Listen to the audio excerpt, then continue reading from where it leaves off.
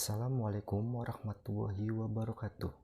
Saya Muhammad Sujai akan menjelaskan tentang sejarah perkembangan bahasa Indonesia. Bahasa Indonesia adalah bahasa yang digunakan oleh rakyat Indonesia dalam berkomunikasi.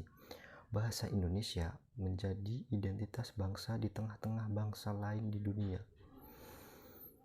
Bahasa Indonesia yang kini kita gunakan sebagai bahasa resmi di negara kita berasal dari bahasa Melayu. Bahasa Melayu yang kita gunakan tersebut merupakan bahasa Melayu tua yang sampai sekarang masih dapat kita selidiki sebagai peninggalan masa lampau. Sudah sejak dahulu kala, bahasa Indonesia atau bahasa Melayu itu dikenal oleh penduduk daerah yang bahasa sehari-harinya bukan bahasa Indonesia atau Melayu.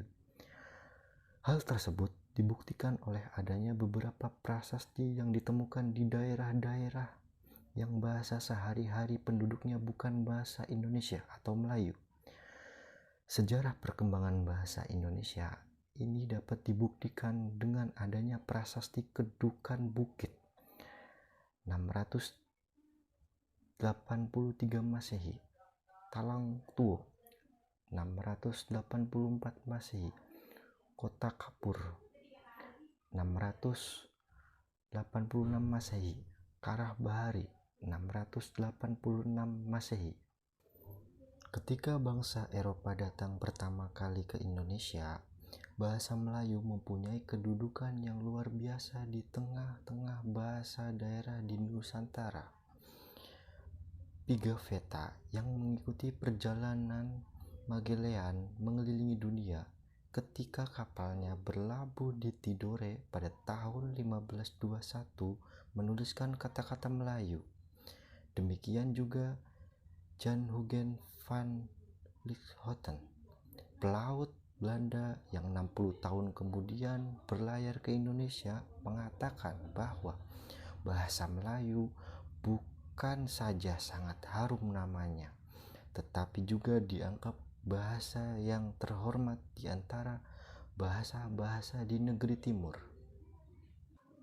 Pada tanggal 28 Oktober 1928, bahasa Indonesia resmi menjadi bahasa persatuan atau bahasa nasional. Nama bahasa Indonesia tersebut sifatnya adalah politis, karena setujuan dengan nama negara yang diidam-idamkan yaitu bangsa Indonesia. Persatuan dan kesatuan bangsa Indonesia diikrarkan melalui butir-butir Sumpah Pemuda sebagai berikut. Yang pertama, kami putra dan putri Indonesia mengaku bertumpah darah yang satu, tanah Indonesia.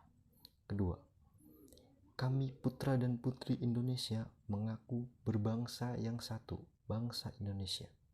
Ketiga, kami putra-putri Indonesia menjunjung bahasa persatuan, yaitu bahasa Indonesia. Pada ketiga ikrar tersebut terdapat perbedaan ikrar antara ikrar ketiga dengan ikrar pertama dan kedua, yaitu pada kata mengaku dan menjunjung. Ikrar pertama dan kedua menyatakan mengaku bertumpah darah yang satu dan mengaku berbangsa yang satu. Artinya tanah air dan bangsa kami hanya satu, yaitu Indonesia. Bahasa Indonesia sebagai bahasa persatuan diartikan sebagai bahasa yang digunakan di dalam kegiatan berkomunikasi yang melibatkan banyak tokoh atau masyarakat yang berasal dari berbagai daerah di Indonesia. Itulah sebabnya bahasa Indonesia memiliki fungsi dan kedudukan sebagai bahasa persatuan. Assalamualaikum warahmatullahi wabarakatuh. Nama saya Muhammad Ramdan Hidayat. Di sini saya akan menjelaskan sebagian materi. Nah, yang pertama, faktor-faktor penyebab bahasa Melayu tidak digunakan sebagai bahasa nasional, yaitu yang pertama, sejarah telah membantu penyebaran bahasa Melayu. Yang kedua, bahasa Melayu mempunyai sistem yang sederhana, mudah dipelajari. Yang ketiga, faktor psikologis. Yang keempat, kesanggupan bahasa itu sendiri juga menjadi salah satu faktor penentu. Nah, Profesor Sudjitjo menjelaskan secara sederhana alasan mengapa bahasa Melayu yang dijadikan landasan lahirnya bahasa Indonesia seperti berikut. Yang pertama, bahasa Melayu telah digunakan sebagai French French atau bahasa perhubungan. Nah, yang kedua, bahasa Melayu memiliki daerah persebaran yang paling luas dan melampaui batas-batas wilayah bahasa lain. Nah, yang ketiga, bahasa Melayu masih berabat dengan bahasa-bahasa Nusantara lainnya. Nah, yang keempat, bahasa Melayu mampu mengatasi perbedaan-perbedaan bahasa antar penutur yang berasal dari berbagai daerah. Nah, kedudukan dan fungsi bahasa Indonesia. Yang pertama, bahasa Indonesia memiliki kedudukan sebagai bahasa nasional dan sebagai bahasa negara. Kedudukan bahasa Indonesia sebagai bahasa nasional dimiliki sejak diikrarkan Sumpah Pemuda pada tanggal 28 Oktober 1928. Nah, sekian penyampaian materi dari saya. Terima kasih. Wassalamualaikum warahmatullahi wabarakatuh. Fungsi dan kedudukan bahasa Indonesia sebagai bahasa nasional yang selanjutnya adalah sebagai lambang identitas nasional. Sebagai lambang identitas nasional, bahasa Indonesia dapat menimbulkan wibawa, harga diri, dan teladan bagi bangsa lain. Hal ini dapat terjadi jika bangsa Indonesia selalu berusaha mengembangkan dan membina bahasa Indonesia secara baik sehingga tidak tercampuri oleh bahasa asing, terutama bahasa Inggris.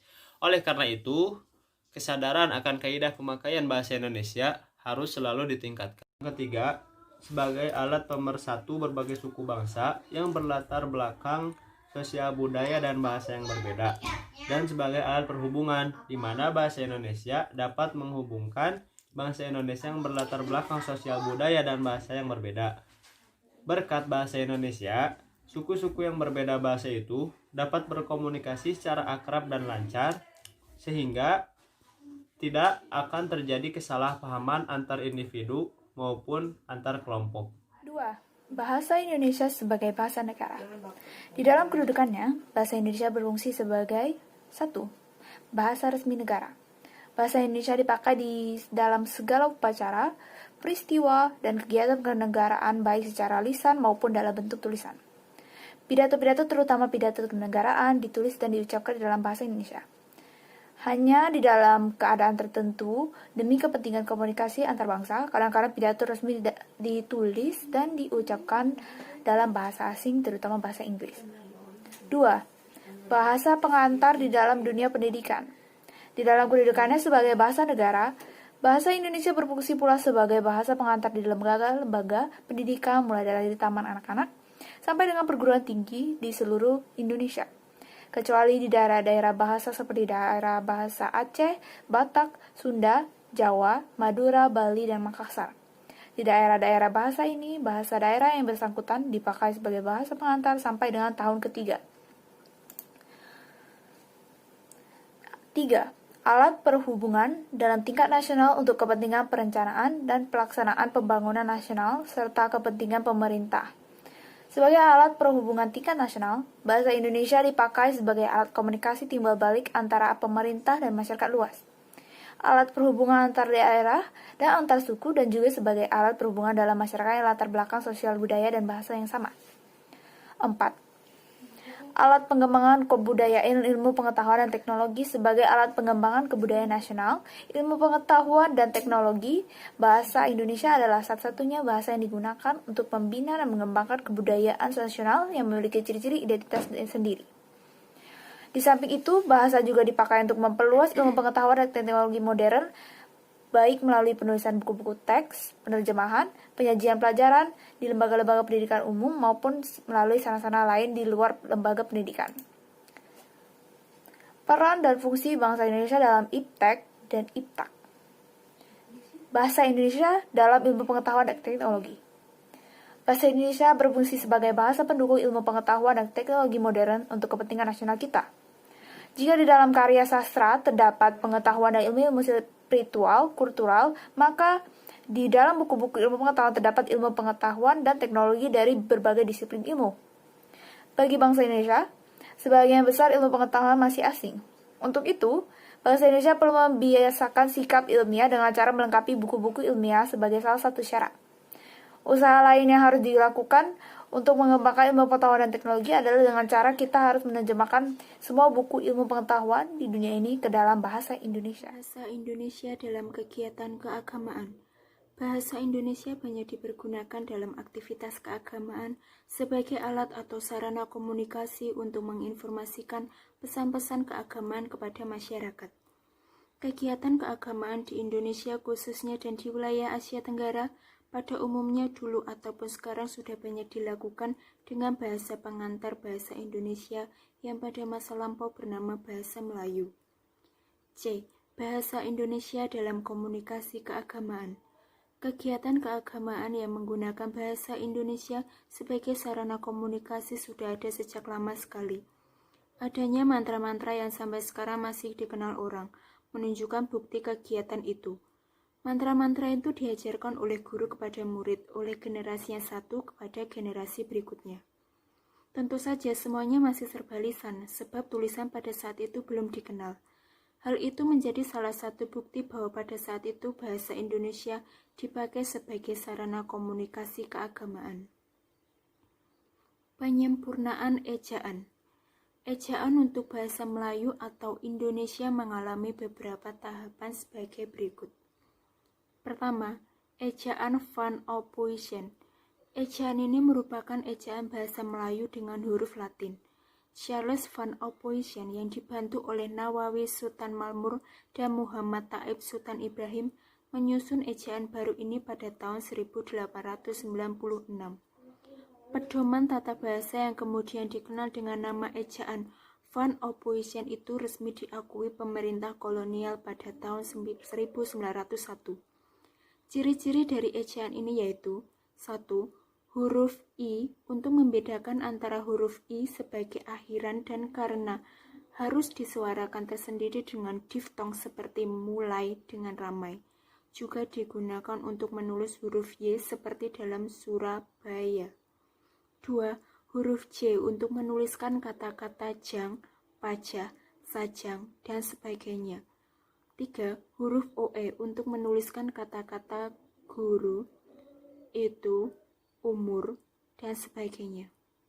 4. Tanda diakritik, seperti koma, ain, dan tanda trema, untuk menuliskan kata-kata mamur, akal, ta, pa, dan sebagainya. Kedua, ejaan Republik.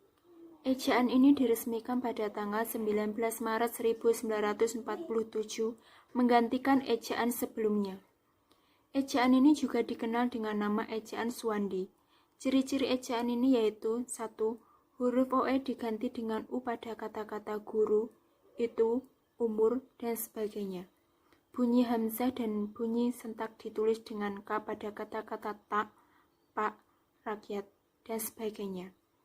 3. Kata ulang boleh ditulis dengan angka 2 seperti pada kanak-kanak, berjalan-jalan, ke barat-baratan. 4. Awalan di dan kata depan di kedua-duanya ditulis serangkai dengan kata yang mendampinginya. Ketiga, ejaan pembaharuan. Ejaan pembaharuan dirancang oleh sebuah panitia yang diketuai oleh Priyono dan Eka Topo pada tahun 1957 sebagai hasil keputusan Kongres Bahasa Indonesia II di Medan. Namun sistem ejaan ini tidak pernah dilaksanakan. Perkenalkan, nama saya Rizky Nisa Fahrezi dari kelompok 1 Sejarah Perkembangan Bahasa Indonesia. Yang akan saya bahas kali ini adalah ejaan Melindo dan ejaan yang disempurnakan. Ejaan Melindo adalah konsep ejaan ini dikenal pada akhir tahun 1959 karena perkembangan politik selama tahun-tahun berikutnya diurungkanlah peresmian ejaan ini. Kemudian, ejaan yang disempurnakan. Sebelum ejaan yang disempurnakan, Lembaga Bahasa dan Kesusastraan, sekarang Pusat Bahasa, pada tahun 1967 mengeluarkan ejaan baru atau ejaan LBK untuk menggantikan ejaan Melindo.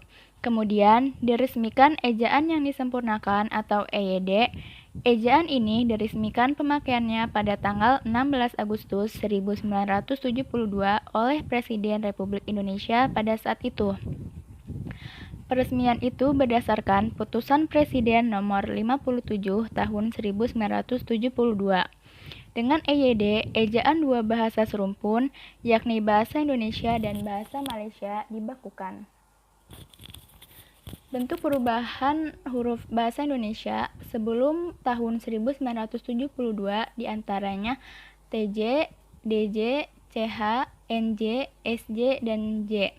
TJ itu berubah menjadi huruf C, DJ berubah menjadi J, dan CH berubah menjadi huruf KH, NJ berubah menjadi NY, SJ berubah menjadi SH, dan J berubah menjadi Y.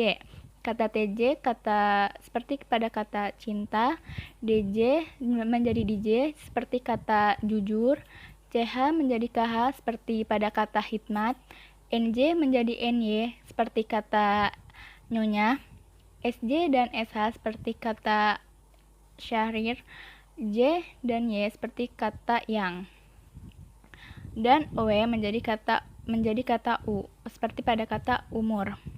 Catatan pada tahun 1947, OW sudah digantikan dengan U. Selanjutnya, ejaan bahasa Indonesia atau EBI adalah ejaan bahasa Indonesia yang berlaku sejak tahun 2015 berdasarkan Peraturan Menteri Pendidikan dan Kebudayaan Republik Indonesia Nomor 50 Tahun 2015 tentang Pedoman Umum Ejaan Bahasa Indonesia atau PUEBI. Ejaan ini menggantikan ejaan yang disempurnakan. Tidak terdapat banyak perbedaan antara EYD dan EBI. Pada EBI, terdapat penambahan satu huruf diftong, yaitu huruf E, sehingga huruf diftong dalam bahasa Indonesia menjadi 4 huruf, yakni AI yang terdapat pada kata andai, lambai, dan EI, au, seperti pada kata kerbau, dan OI, seperti kata amboy. Sekian presentasi dari kelompok kami, kelompok 1. Semoga dengan adanya presentasi ini dapat menambah wawasan kita mengenai sejarah bahasa Indonesia. Mohon maaf apabila ada kesalahan. Terima kasih atas perhatiannya. Assalamualaikum warahmatullahi wabarakatuh.